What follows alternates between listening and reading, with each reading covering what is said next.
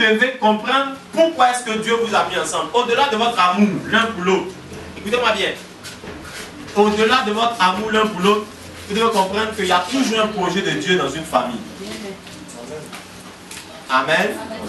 Dans tous les couples, dans tous les foyers, dans tous les mariages, vous devez comprendre qu'au-delà de ce que vous voulez réaliser ensemble, il y a ce que Dieu veut réaliser avec vous.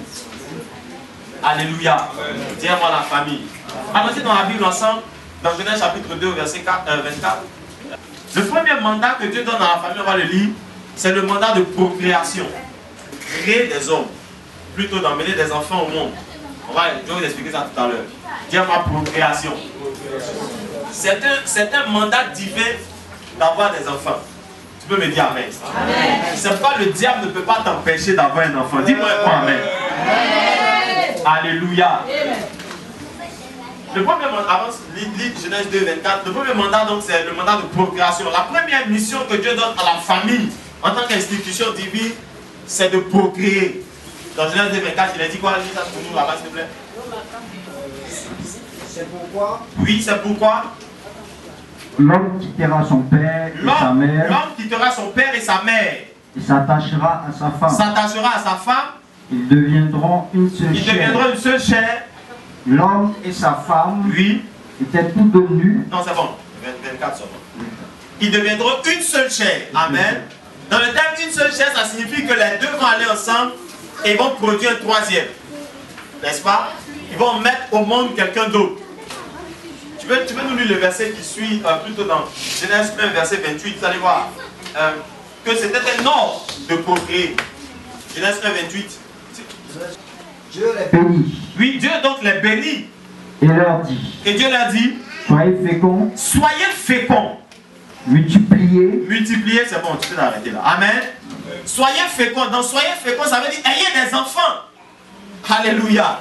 C'est la première bénédiction que Dieu prononce sur Adam et Ève. Ça veut dire sur la première famille, sur le premier couple, sur le premier mariage. Il dit soyez féconds. Alléluia. C'est pourquoi, écoutez-moi bien, quelle que soit la malédiction qui est dans tes entrailles, pendant que je parle, je déclare que tes entrailles se libèrent. C'est une bénédiction divine, c'est un ordre divin que tu sois fécond. Dis-moi amen. Alléluia. Le premier mandat, la première responsabilité que Dieu a donnée à la famille, c'est d'avoir des enfants. Je vais vous expliquer pourquoi. Parce que le projet de Dieu ne pouvait pas se réaliser avec Adam et Ève seuls. Amen. Il fallait que la terre soit peuplée pour qu'elle soit conquise. Quand vous lisez le reste de Genèse 1, 28, il dit assujettissez, dominez sur elle, etc., sur le poisson de la mer. Mais ce mandat-là ne pouvait pas être accompli par Adam et Ève seuls. Adam et Ève à deux ne pouvaient pas dominer toute la terre. Amen. Et donc, il fallait que Adam et Ève reproduisent des enfants qu'ils allaient envoyer partout sur la terre au fur et à mesure pour prendre possession de la terre et pour la coloniser pour le ciel. Écoutez-moi bien, je vous en prie.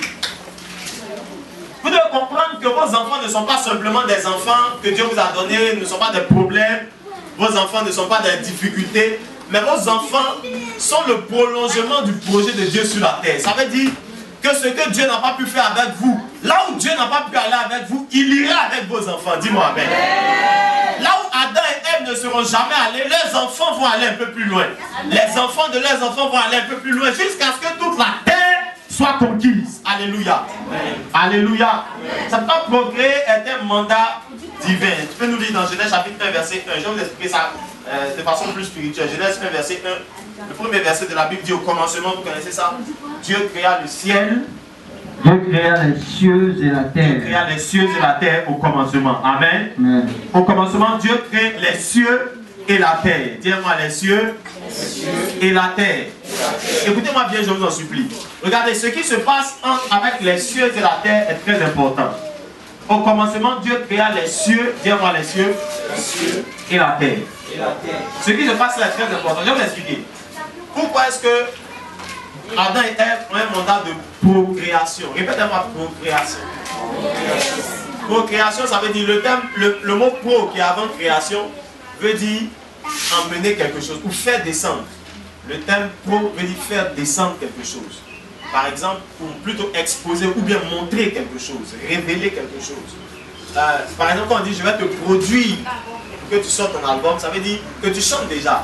Le producteur, c'est pas celui qui te fait chanter. Toi-même, tu chantais avant. Mais il va te prendre et il va te révéler, n'est-ce pas? Ça veut dire produire.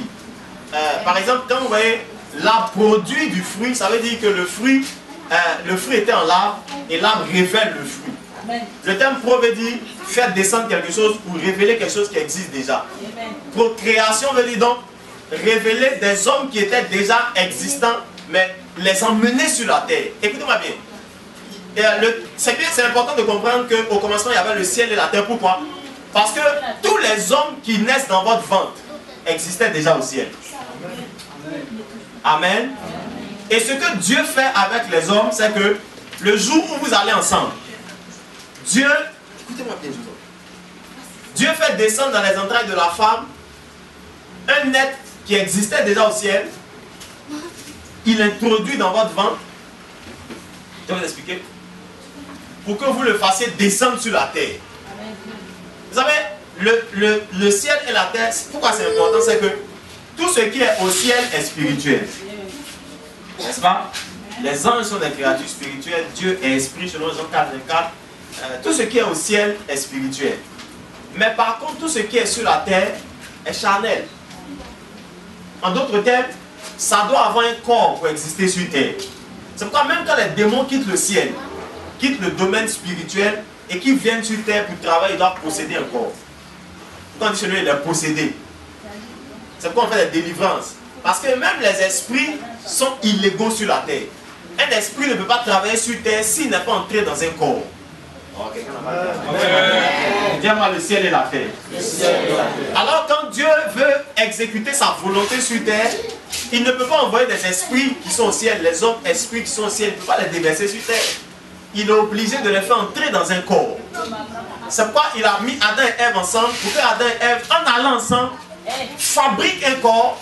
Et pendant que vous fabriquez le corps, pendant que les entrailles de la femme reçoivent la conception du corps, c'est Dieu qui injecte l'esprit dans le corps. Et l'homme qui sort, en fait, n'est qu'un esprit qui a emprunté le corps que vous avez fabriqué pour venir faire la volonté de Dieu sur terre. Amen. Alléluia. C'est pourquoi quand vous lisez bien la Bible dans le livre de Psaume au chapitre 127, je crois au verset, Psaume 127 au verset 3, la Bible dit, les enfants sont un héritage de l'Éternel. Quelqu'un peut nous lire ça exactement, comment c'est dit dans la Bible. Tu as ça là-bas oublié? 127, il faut avancer un peu. Il faut avancer un peu. J'ai d'abord mis Genèse 33, verset 5. Lis ça. Tu as ça, Genèse 33, verset 5. Genèse 33, verset 5. Oui, vas-y. Ésaü, devant les yeux. Écoutez bien, il dit Ésaü. Devant les yeux. Oui. Dit les femmes et les enfants. Ésaü donc rencontre Jacob. Quand il lève les yeux, il voit les femmes et les enfants de Jacob. Écoutez bien. Et il dit. Qui sont ceux que tu as là? Il dit, qui sont ceux que tu as là? Écoutez la réponse de Jacob. Jacob répond. Ce sont les enfants que, Dieu a donné à ton serviteur. Parce que chez les Juifs, on savait que les enfants sont un don de Dieu. On savait que les enfants ne sont pas à nous, les enfants sont à Dieu. Et ils passent par nous pour les envoyer sur terre pour accomplir leur mission. Écoutez-moi bien, je vous en prie. Tu peux lire le verset qui suit dans Psaume 127, verset 3. Voici. Il dit, voici. Des fils sont un héritage. Avoir des enfants, c'est un héritage de l'Éternel. Oui. Le fruit des entrailles est une récompense. Amen. Ça veut dire qu'en fait, vos enfants là, vous êtes en réalité les tuteurs de ces enfants. Oh, quelqu'un n'a pas dit amen. C'est pas, regardez bien. Vos enfants ont tous, les enfants de deux personnes ont leur ressemblance physique. Parce que la vérité, c'est que vous n'avez fait que fabriquer le corps. Vous n'avez fait que concevoir les aspects physiques de l'enfant. Mais l'esprit qui est à l'intérieur, c'est Dieu qui l'a mis. Amen. Alléluia. Alléluia. Regardez ce qui se passe avec Jésus. Si vous voyez Jésus, Jésus était l'enfant de Marie et de son, de son fiancé Joseph. Il n'avait pas eu de rapport. Il a été conçu dans les entrailles de Marie. Et le fait d'avoir été conçu dans les entrailles de Marie faisait que l'enfant de corps ou physiquement ressemblait certainement à sa mère. Ça veut dire Jésus, si vous l'avez connu, peut-être qu'il ressemblait à sa mère. De corps, de visage. Mais l'esprit qui était à l'intérieur, au moment où Jésus meurt, il dit, Père, je te rends mon esprit. Sur la croix dans Jean 19. Parce que l'esprit qui est à l'intérieur n'est pas pour Marie. Le corps, c'est elle qui l'a conçu dans ses entrailles. Mais l'esprit, c'est Dieu qui l'a déposé à l'intérieur. Et c'est lui qui le reprend au moment où la mission est finie. Dis-moi amen. C'est comme même si vos parents vous aiment, ils ne peuvent pas vous empêcher de mourir. Parce que tout ce qu'ils ont confectionné leur revient à votre mort. Dieu leur redonne leur corps. Mais il reprend son esprit. Parce que la mission est terminée, il reprend ce qui est à lui. Vous reprenez ce qui est à vous. Alléluia. Tous quelqu'un dit, lui, nous avons un mandat de procréation. Regardez. C'est pour ça que quand Dieu a mis Adam et Ève sur la terre, Dieu avait des hommes déjà au ciel prêts à accomplir sa mission. Il avait des soldats déjà prêts à envoyer sur la terre. Mais il avait besoin d'un instrument pour procréer, pour fabriquer des corps, pour abriter les esprits, pour venir accomplir la mission. Et donc, il va établir la famille. Vous voyez que la famille n'a pas simplement... Ce n'est pas deux personnes qui s'aiment, on s'est rencontrés, nos yeux, j'aime ses yeux, j'aime ses pieds, sa démarche me plaît. Ce n'est pas ça seulement. Derrière tout ça,